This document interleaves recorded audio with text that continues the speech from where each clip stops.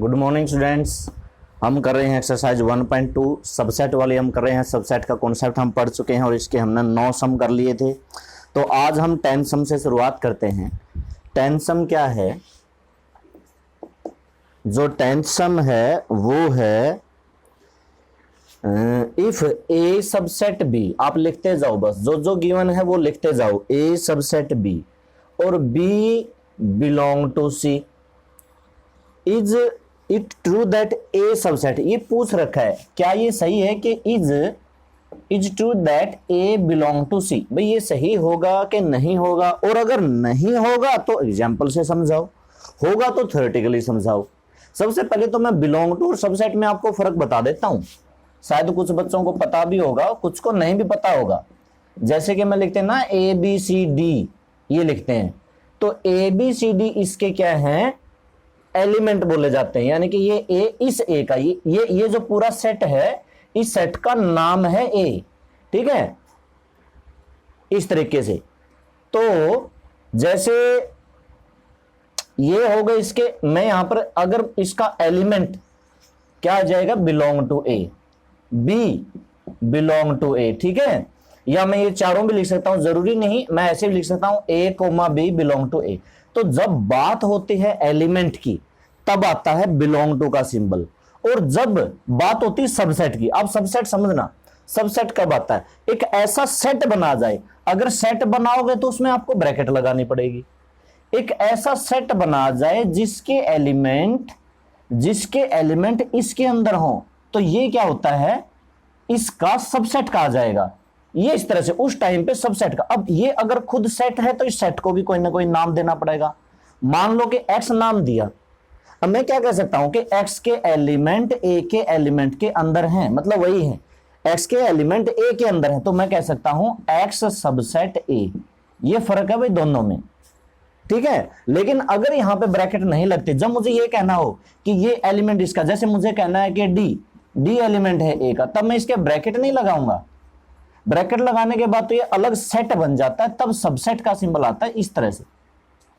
ठीक है, आगे हम देखते हैं।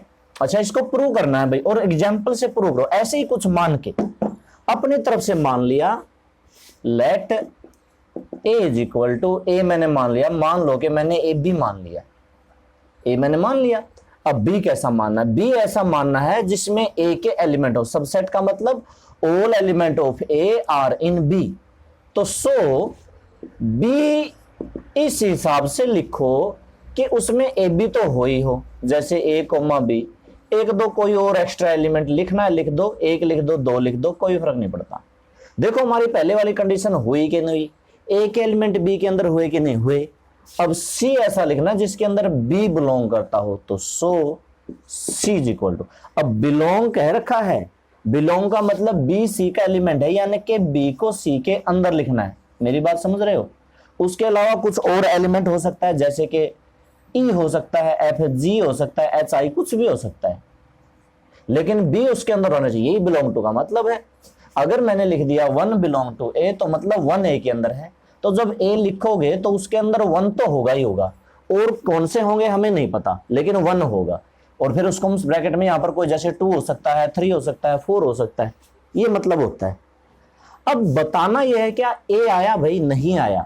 बताना तो ये है ना, क्या ए आया सी के अंदर? देखो नहीं आया।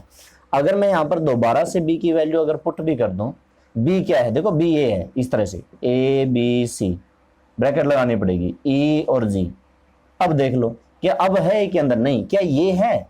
आप कहोगे ए बी सी, नहीं, बिल्कुल एग्जैक्ट होना चाहिए, सेम टू सेम, कोई कम ज्यादा नहीं। ऐसी ए बी के ब्रैकेट है तो ए बी के होना चाहिए। तो क्या लिखोगे? सो या इट इज क्लियर दैट, ये लिखोगे it is clear that A not belong to C, लिख दोगे। नॉट बिलोंग टू में ये बीच वाला भी आएगा भाई। ठीक है, आगे देखो इससे अगला सम 11th।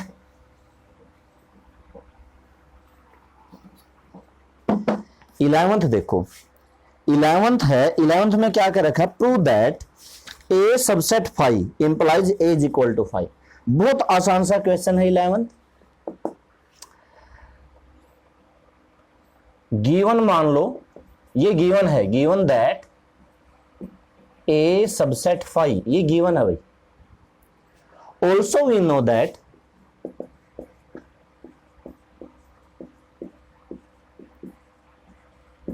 देखो एक दिन हम क्या कर रहे थे, ए सेट के अंदर इस तरह से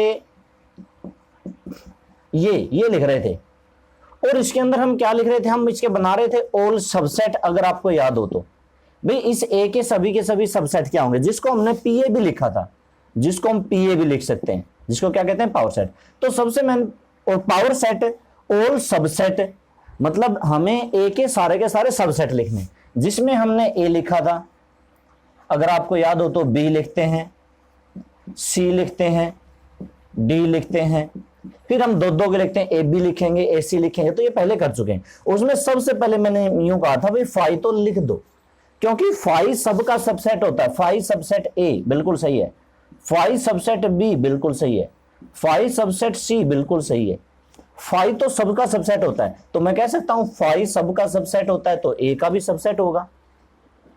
ठीक है, क्यों? आप इसका रीजन लिख सकते हो, बिकॉज रीजन लिख सकते हो अगर आपको रीजन लिखना है तो, because phi is subset of all set, सबका सबसेट होता है। सबसेट का मतलब यही होता है कि इसके एलिमेंट इसके अंदर, इसके एलिमेंट इसके अंदर। ये कैसा कब पॉसिबल है, विच इंप्लाइज जब दोनों बराबर हो। अगर मैं ये कह दूं ए के एलिमेंट बी के अंदर, बी के एलिमेंट ए के अंदर, मतलब ए सबसेट बी सबसेट ए, ऐसा कब पॉसिबल है कि ए के एलिमेंट बी के अंदर हो, बी के एलिमेंट ए के अंदर हो? ऐसा तभी पॉसिबल है जब दोनों बराबर हो, वरना पॉसिबल नहीं है। ठीक है, तो बस हो गया, यानी कि सिर्फ 3 लाइन का क्वेश्चन है सारा का सारा। अगला देखो 12th है, for any two sets A and B prove that P A is equal to P B. 12 है, देखो क्या दे रखा है, given that P A is equal to P B, P A is equal to P B, और show क्या करना है, A is equal to B. देखो अब ऐसा नहीं कि दोनों तरफ पी से पी हटा दिया और इस तरह से, नहीं, प्रूव क्या करना है, to prove A is equal to B, ये प्रूव करना है। तो अभी अभी हमने एक चीज सीखी कि A is equal to B, अगर हम ये प्रूव कर दें कि A subset B, B subset A, तो क्या हो जाता है, A is equal to B हो जाता है। अभी अभी हमने लिखा था। ठीक है, जब ए के एलिमेंट बी के अंदर हो, बी के एलिमेंट ए के अंदर हो, तो ए और बी दोनों बराबर हो जाते हैं। मतलब ये करने के लिए 2 काम कर सकते हैं। ठीक है, अब अगर हमें ये दिखाना है कि ए बी का सबसेट है तो ए का कोई एलिमेंट लेके चलना पड़ेगा। अगर हमें ए सबसेट बी, मतलब हम दिखाना है ए के एलिमेंट बी के अंदर हैं, तो हमें क्या करना पड़ेगा, ए का कोई एलिमेंट लेके चलना पड़ेगा। जैसे कि मान लो मैंने एक्स ले लिया, एक्स बिलोंग टू ए, मान लेते हैं ए में इस तरह से एलिमेंट है एक्स वाई जेड, इस तरह से यू वी डब्ल्यू। ठीक है, तो उसमें एक्स है। अब मुझे एक बात बताओ, अगर मैं एक्स के लगाऊंगा ब्रैकेट तो क्या बिलोंग टू आएगा भाई, ये पी आएगा। अभी अभी लिखा था थोड़ी देर पहले, फिर से बताता हूं। ए में अगर है ए बी सी डी, तो जब हम पी ए लिखते हैं, जिसको क्या कहते हैं, पावर सेट, दूसरा इसका नाम क्या होता है, ऑल सबसेट। तो सबसे पहले तो फाई लिखते हैं कि नहीं लिखते, फिर ए के लगाई जाती है ब्रैकेट। अब मान लो कि इसके अंदर एक्स अगर होगा तो एक्स के क्या लग जाएगी, ब्रैकेट। अब ये एक्स के ब्रैकेट वाला किसके अंदर आया, पी के अंदर आया। अभी बता था ना भाई, सबसे पहले इसके ब्रैकेट लगाओ, इसके लगाओ, फिर दो के भी लगाने, जैसे x comma B, x comma C, इस तरह से। तो ब्रैकेट लगने के बाद वो पी ए में चला जाता है, क्योंकि वो उसका सबसेट हो जाता है। क्यों? क्योंकि वो उसका सबसेट हो जाता है। ये वाला सेट ए का सबसेट हो जाता है। अच्छा, इसका मतलब ये है, अभी देखो, इसका मतलब ये है बिलोंग टू पी ए किसके बराबर है, पी बी के। तो यहां पर मैंने इसकी वैल्यू पुट कर दी, फिर से मैंने ब्रैकेट हटा दी तो पी हट गया। अब ये पी बी के अंदर थोड़ी होगा, ब्रैकेट हटाने के बाद तो सिर्फ सिंपल बी के अंदर होगा। अब देखो, एक एलिमेंट शुरू में मैं किसका लेके चला था, एक्स का, और वो एलिमेंट बी में भी है ना, शुरू में ए का लेके चले थे, वो बी में भी है। इसका मतलब एक एलिमेंट सारे के सारे बी के अंदर है। एक एलिमेंट से पूरा प्रूव हो जाता है। क्यों? मैंने एक लेके चला एक्स, अब x की जगह y की लेके चलूंगा तो भी यही आएगा, z लेके चलूंगा तो भी आएगा। मतलब मैं कह सकता हूं सो a सबसेट b, ये कह सकता हूं। और सिमिलरली दूसरी बात भी हो सकती है, दूसरा आपको करने की जरूरत नहीं, आप सीधा लिख दो b subset a, hence a is equal to b। बस दूसरा पार्ट आप सिमिलरली लिखना, इसको प्रूव नहीं करना भाई, नहीं तो ये इतना और करना पड़ेगा। वैसे जरूरत नहीं है भाई, अगर इसको इसके सबसेट करना है तो दोबारा शुरू से x बिलोंग टू b लेके प्रोसेस शुरू हो सकती है। खैर जरूरत नहीं है, ये क्वेश्चन हमारा हो चुका है। अगला हम 13 पे आते हैं।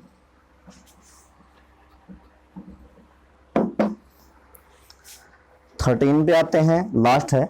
If two finite set have m and n element and total number of subset of the first set is 56 more than the total number of the subset of the second set, then find the value of m and n। तो दो set दे रखे हैं, late a and b, जो दो set हैं वो मैंने a और b मान लिए, आर टू गिवन सेट। अब देखो क्या क्या रखा है, number of element, number of element in A के अंदर कितने एलिमेंट हैं m, number of element in B के अंदर कितने एलिमेंट हैं n। अगर मैं ऑल सबसेट लिखना पड़े ना, कितने हो जाएंगे, एक फार्मूला आता है, अगर उसके अंदर m एलिमेंट है तो उसके सारे के सारे सबसेट कितने होंगे, 2 की पावर m। यहां पर लिख दो ऑफ ए ऑल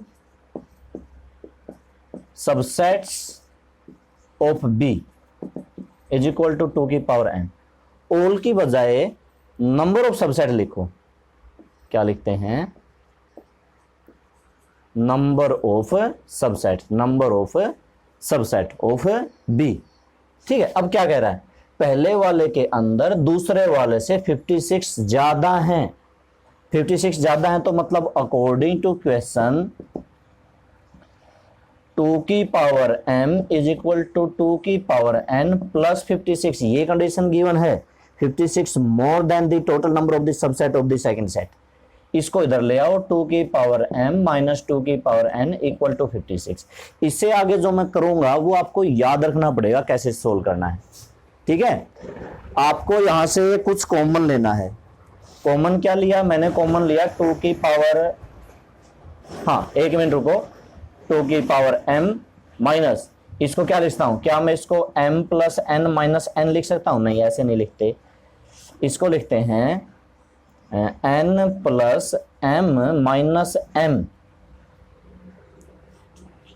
ठीक है, इस तरह से लिखते हैं। मतलब क्या किया मैंने, m जोड़ दिया, m घटा दिया और 8 को लिखा, मतलब 56 को लिखा 8 गुना में 7। इसको अलग अलग अभी लिखूंगा 2 की पावर n माइनस में, ये 2 की पावर m तो अलग कर ली, इनटू में 2 की पावर n माइनस m मैंने लिख दी, और इज इक्वल टू ये तो है 2 की 3, और ये 7 को भी 8 माइनस 1 लिख सकते हैं। 2 की m कॉमन लो, पूरे में से कॉमन लिया तो 1 माइनस 2 की power n minus m is equal to, थोड़ी सी गड़बड़ हो गई, आगे पीछे हो गया, तो देखते हैं क्या आता है।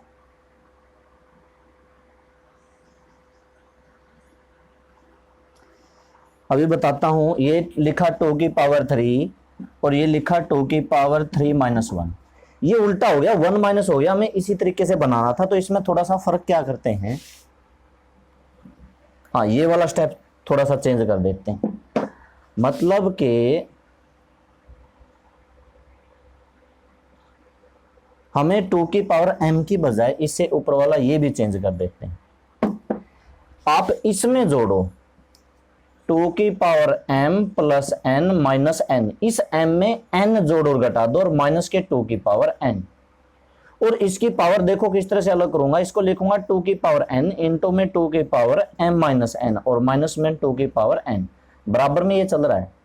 यहां से 2 की पावर n कॉमन लिया तो क्या बचा, 2 की power m minus n minus 1। इस तरह से करना भाई, इस m में n प्लस और माइनस कर देना, फिर इस n को तो मैंने लिखा अलग, इस वाले n को बचा m माइनस n, उसको कर दिया अलग, पावर को अलग अलग कर दिया और 2 की पावर n कॉमन ले लिया। दोनों तरफ कंपेयर करो, इधर 2 की पावर n, इधर 2 की पावर 3, तो इसका मतलब n की वैल्यू तो 3, इधर 2 की power m minus n bracket के अंदर, और इधर 2 की पावर इधर भी 3 है, तो मतलब m माइनस n भी 3। n की जगह अगर यहां पर 3 रखूंगा, m minus 3 is equal to 3, तो m is equal to 3 plus 3 is equal to 6, ये आया भाई, ठीक है। 3 प्लस 3 इज इक्वल टू 6, यहां पर क्या है, m is equal to 3 plus 3 is equal to 6 है, तो m की वैल्यू 6 आई और n की वैल्यू 3 आई। ये हमारा 13 क्वेश्चन था, लास्ट था इस एक्सरसाइज का। अब हम आगे पढ़ते हैं, union of sets, intersection, complement, disjoint, काफी सारी डेफिनेशंस हैं।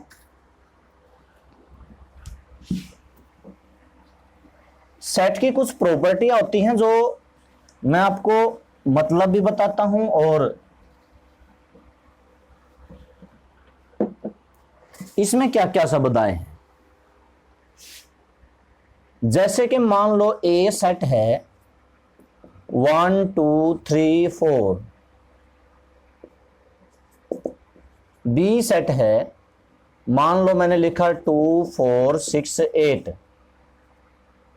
एक तो होता है इंटरसेक्शन, ए इंटरसेक्शन का ये वाला सिंबल होता है, इसको क्या बोलेंगे, इंटरसेक्शन। और इंटरसेक्शन का दूसरा मतलब कॉमन होता है, इंटरसेक्शन तो मैथमेटिकली नाम है कॉमन। ए और बी में कॉमन बताओ, 2 कॉमन है, 4 कॉमन है, ये हो गया इंटरसेक्शन, ठीक है। इंटरसेक्शन मतलब कॉमन। एक होता है यूनियन, यूनियन में आपको यू मिलेगा, यू मतलब यूनियन। और यूनियन का मतलब क्या होता है, यूनियन इज स्ट्रेंथ, वो सुना है ना, मतलब एकता, एक बना दो दोनों को, जैसे कि 1 2 3 4 6 और 8। अच्छा 2 बार नहीं लिखना, ठीक है, दो बार है, क्योंकि सेट में एक बार लिखा ऐसा ही 2 बार लिखा कोई फर्क नहीं पड़ता, तो सिर्फ एक बार लिखते हैं। सेट में एलिमेंट 2 बार नहीं लिखते। वो बुक वाला कभी कभी दे सकता है कि बुक वाला कभी कभी हमें कंफ्यूज करने के लिए 2 बार दे दे, उसको नहीं देखना, हमने इसको एक बार ही सोचना है, ये होता है। एक होता है, अच्छा एक होता है कॉम्प्लीमेंट, कॉम्प्लीमेंट की शायद इसमें जरूरत पड़ेगी। कॉम्प्लीमेंट निकालने के लिए, फॉर कॉम्प्लीमेंट जरूरी है कि यूनिवर्सल सेट दे रखा हो, एक शब्द आएगा यूनिवर्सल,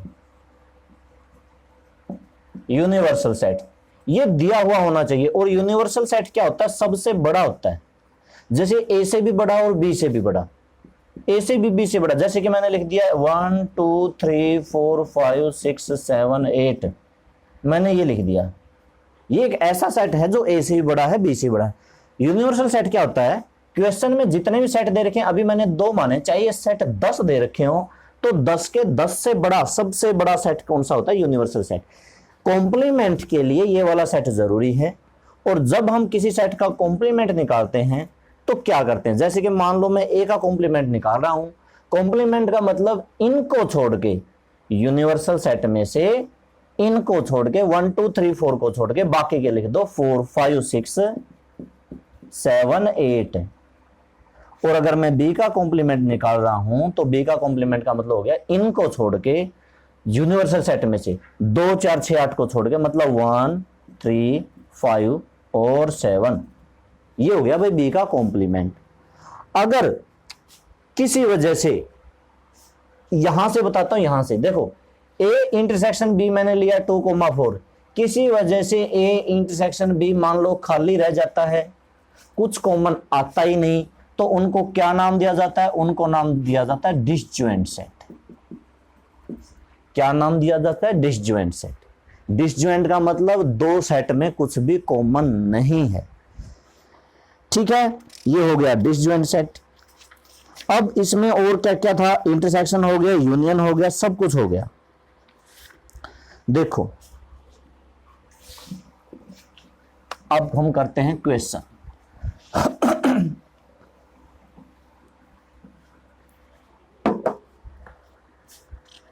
क्वेश्चन है, फर्स्ट क्वेश्चन है, if A is equal to 1 2 3 4, if a is equal to 1 2 3 4, B is equal to 3 4 5,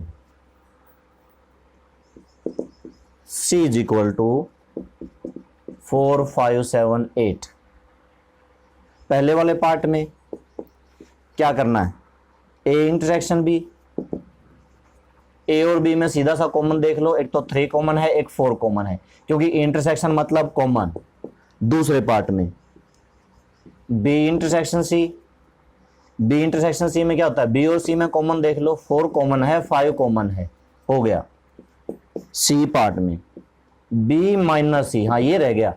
B minus सी का मतलब क्या है, सिर्फ वो एलिमेंट लिखो जो केवल पहले पहले में है, सी में नहीं है, ऐसे एलिमेंट जो बी में है।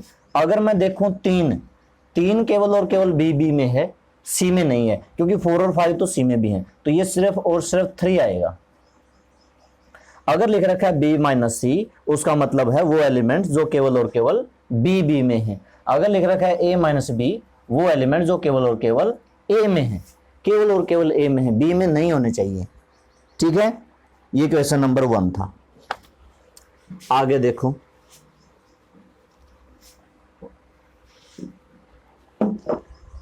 आगे हम देखते हैं question number 2, find the union. Union कह रखी भाई, यूनियन का मतलब आपको पता ही है, सेकंड का फर्स्ट पार्ट।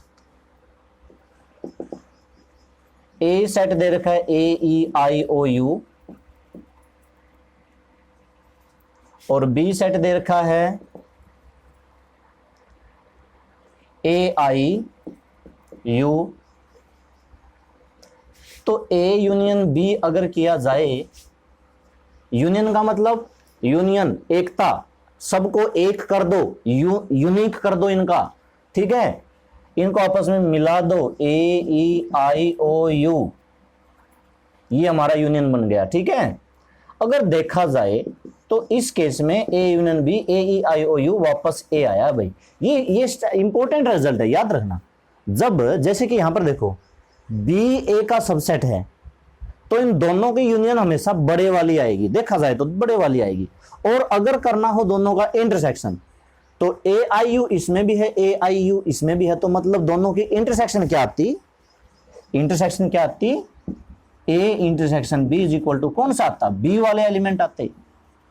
याद रखना, जब एक दूसरे के सबसेट हो, मतलब जैसे कि चाहे ये इसका सबसेट हो, चाहे ये इसका सबसेट हो, तो यूनियन हमेशा छोटे वाला आता है, याद रखना, और इंटरसेक्शन हमेशा बड़े वाला आता है। सॉरी भाई, उल्टा बोल गया, इंटरसेक्शन छोटे वाला आता है, यूनियन बड़े वाला आता है, उल्टा बोल गया मैं, पहले दूसरी बात कही थी। अच्छा, इसका सेकंड पार्ट, सेकंड पार्ट में क्या है, सेकंड पार्ट में है A x is a natural number और 3 less equal to x less equal to 9। हमें ये स्टेटमेंट, आप स्टेटमेंट तो लिख लेना, मैं इसका आंसर बताता हूं। ए के अंदर एलिमेंट कौन से हैं, नेचुरल नंबर 3 से बड़े 9 से छोटे। 3 नहीं लेना, 3 नहीं लेना, मतलब 4 5 6 7 8 और 9। आप फर्क समझो, डिफरेंस समझो। मैंने 9 तो ले लिया, 3 नहीं लिया। क्यों नहीं लिया, क्योंकि 9 के साथ इक्वल लगा रखा है, तो इसका मतलब 9 मुझे लेना था। बी में देखो, बी में क्या दे रखा है, 10 लेना है, नहीं, 11 12 13 14 15 क्यों लेना है, क्योंकि 15 के साथ भी इक्वल लगा रखा, जबकि 10 के साथ नहीं लगा रखा। तो इन दोनों की हमें क्या करनी है, यूनियन करनी है। यूनियन मतलब ए यूनियन बी, ए और बी के बीच में यूनियन आएगा, तो सारे लिख दो भाई, 4 5 6 7 8 9 10 नहीं है, 11 12 13 14 15, ठीक है, 15 तक सारे के सारे लिख दिए, ए के भी बी के भी। इसी तरह से इसका थर्ड पार्ट और फोर्थ पार्ट कर लेना। थर्ड पार्ट में बी 5 है, बिल्कुल इंपॉर्टेंट क्वेश्चन है। मान लेते हैं कि ए सेट क्या है, बी सेट 5 है। अब मुझे बताओ ए यूनियन बी, ये क्या आता, बिल्कुल यही आता, अब भी यही आता। अब मुझे यूं बताओ ए इंटरसेक्शन बी क्या आता, भाई यूनियन का मतलब है ए में एलिमेंट है बी में नहीं है, यूनियन का मतलब दोनों के लिखने। अब इसमें तो है ही नहीं, ये तो फाई है, इसी के लिख दो। इंटरसेक्शन क्या आता? इंटरसेक्शन का मतलब कॉमन, जो इसमें भी हो जो इसमें भी हो। अब इसमें तो कुछ भी नहीं है तो क्या आता? फाई। ठीक है, इस तरह से आप इसका थर्ड पार्ट कर लेना। फोर्थ पार्ट में क्या है? 2n + n। और इस केस में आपको क्या करना पड़ेगा भाई? सुनो, आपको n की वैल्यू अलग अलग रखनी पड़ेगी। फिफ्थ पार्ट है कि फोर्थ पार्ट है, इसमें आपको क्या करना पड़ेगा? जैसे x = क्या दे रखा है? 2n + 1। तो n की वैल्यू बारी बारी से, अच्छा बारी बारी से रखेंगे तो बहुत ज्यादा हो जाएगी, वैसे लिख लो। ठीक है, स्टेटमेंट लिखो, मैं अभी बताता हूं क्या करना है। a = x, और इस तरह से स्टेटमेंट लिखी। फिर a के अंदर अब देखो n की वैल्यू 0 रखेंगे तो क्या आएगा? 1। n की वैल्यू 1 रखेंगे तो क्या आएगा? 3। 2 रखेंगे तो क्या आएगा? 5, 7, इस तरह से। अच्छा, n की वैल्यू -1 भी हो सकती है। हाँ, z लिख रखा है भाई, z लिख रखा है यहाँ लास्ट में। z का मतलब इंटीजर, -1 भी हो सकती है। -1 होगी तो क्या होगा? -1। -2 होगी तो -3। -3 होगी तो -5। तो ये चलता जाएगा। इस तरह से आप सोच के एलिमेंट रख लेना और फिर दोनों में यूनियन इंटरसेक्शन वगैरह कर लेना। बिल्कुल थर्ड सम भी इसी तरह से है। थर्ड में भी आपको, चलो थर्ड समझा देता हूं और फिर सेकंड सम आप कर लोगे। जो सेकंड का फोर्थ पार्ट था वो आपको समझ में आ जाएगा अगर मैं आपको थर्ड समझा देता हूं तो। थर्ड देखो, a = x, इस तरह से लिख रखा है कि x = 3n, और लिख रखा है n belong to z। देखो a के अंदर हमें कौन से एलिमेंट लिखने हैं? a के अंदर हम यहां पर n की वैल्यू z मतलब इंटीजर, इंटीजर मतलब पूर्णांक। पूर्णांक कौन से होते हैं? प्लस के और माइनस के। +2, -2, +3, -3। तो बारी बारी से 0 से शुरुआत करेंगे। 0 रखा तो क्या आया? 0। 1 रखा तो क्या आया? 3। 2 रखा तो 3 2 6, 9। इस तरह से चलता जाएगा। अच्छा, इधर अगर -1 रखूं तो -3, -6, -9, इस तरह से ये भी चलता जाएगा। तो ये आया भाई, ये मैंने दिमाग में सोच लिया क्योंकि अगर सारे लिखता तो बहुत बड़ा हो जाता। अब b क्या दे रखा है? b दे रखा है x = 4n, n belong to z, इसमें भी है। तो b का उसी तरह से रखो दिमाग में। 0 रखा 0 आया, 1 रखा 4 आया, 2 रखते ही 4 2 जा 8 हो जाएगा, 4 3 जा 12 हो जाएगा, इस तरह से। ठीक है, -1 रखा, -4 आया, -2 रखा, -8 आया, इस तरह से। अब दोनों में क्या करनी है? इंटरसेक्शन। क्या इंटरसेक्शन आएगा भाई? a intersection b, a intersection b। देखो a इंटरसेक्शन b, इसमें 9 के बाद आगे 12 आएगा, मतलब एक तो आएगा बीच में 0, उसके बाद क्या कॉमन आएगा? 12 कॉमन आएगा। इंटरसेक्शन मतलब 12 कॉमन। ठीक है, 12 के बाद 24 आएगा, 36 आएगा, लिख दो, बगैर देखे लिख दो। इधर भी जरूरत नहीं है, सीधा सा लिख दो भाई, -12 -24। ये इसकी क्या है? टेबुलर फॉर्म है। अगर आप इसको रोस्टर फॉर्म उसमें लिखोगे, सेट बुल्डर फॉर्म में लिखोगे तो कैसे लिखोगे? x = ये सारे 12 के मल्टीपल हैं तो 12n और n बिलोंग टू z, क्योंकि 12 के मल्टीपल थे। तो देखा जाए ना, देखो यहां पर 3 के मल्टीपल, यहां पर 4 के मल्टीपल, तो a इंटरसेक्शन में तो सीधी सी बात है 3 4 जा 12 के मल्टीपल आने हैं। ठीक है, तो ये थर्ड क्वेश्चन कर लेना। यहां तक आप करना, बाकी हम कल करेंगे। इस एक्सरसाइज के बहुत सारे सम हैं, बहुत सारे हैं इसमें तो, और भी हैं। ठीक है, तो आज के लिए स्टूडेंट्स बस इतना है।